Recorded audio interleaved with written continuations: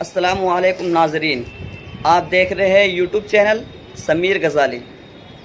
دوستو، میں اس چینل میں اس ویڈیو میں آج میں آپ لوگوں کے سامنے پانی پینے سے پہلے، پانی کے درمیان اور پانی پینے کے بعد کیا پڑھنی چاہیے، کون سی دعا ہے، اس کو میں آپ لوگوں کے سامنے بتاؤں گا۔ دوستو، میں یہ کہنا چاہتا ہوں، اگر آپ ہمارے ویڈیو میں نئے ہیں اور ابھی تک ہمارے چینل کو سبسکرائب نہیں کیے ہیں تو ضرور اس کو سبسکرائب کر لیں اور ساتھ ہی ساتھ بیل آئیکن کو بھی کلک کر لیں تاکہ ہمارے ہر ویڈیو کی نوٹیفیکیشن آپ تک پہنچتے رہے۔ چلو دوستو، ویڈیو کو اب شروع کرتے ہیں۔ بسم اللہ الرحمن الرحیم، پانی پینے سے پہلے کی دعا۔